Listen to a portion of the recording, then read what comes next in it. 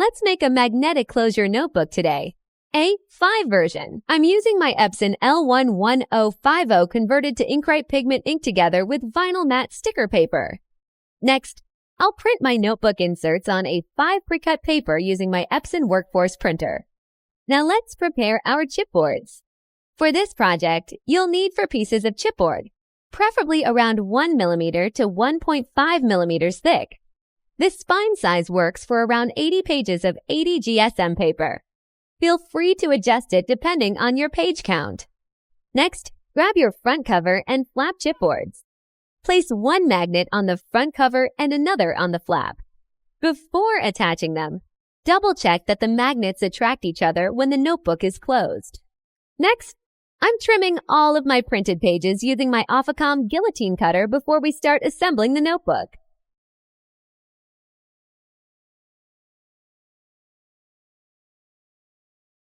Let's assemble the front cover first. I'm using a matte photo top and a squeegee to smooth it out and remove any air bubbles. I'm using a light pad to help me see exactly where to place my chipboard. Grab your front cover chipboard and place it face down onto the sticker paper, with the magnet facing down. Once it's aligned, use your miter guide and cutter to trim the corners first. Then wrap the edges around the chipboard and finish by applying the backing sticker to cover the exposed chipboard. Next, let's combine the back cover, flap, and spine pages.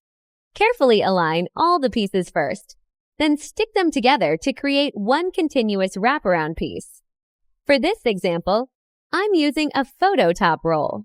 I simply measure and cut enough to cover the entire piece, then smooth it out using a squeegee to remove any air bubbles. For this second example, I'm using an A4 photo top sheet instead. The downside is that it won't cover the entire wraparound piece like the photo top roll does. Your back cover should now look something like this. Next, place your back cover chipboard first, then leave about a 3 mm gap before placing the spine chipboard. Leave another 3 mm gap, then place your flap chipboard.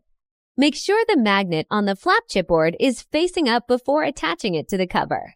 Use your miter guide and cutter to trim the corners first. Then flip the cover over and use a bone folder or a squeegee to crease the gaps from the front and back. This helps train the cover to fold properly, gives you cleaner bends around the spine and flap.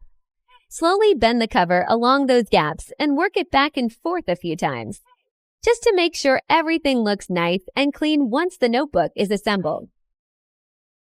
Now we're ready to punch and bind our notebook.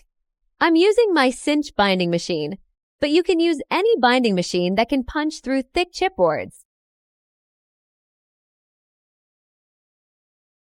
I'm using a 3/4 inch wire, which works well for around 80 pages of 80 GSM paper.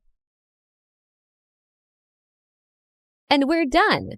I created this from scratch and spent a lot of time testing different materials and methods to see what worked best. Of course, this is just what works for me. So don't be afraid to experiment and find what works for you too. Before we end, here are a few other notebook samples I made while experimenting with this template.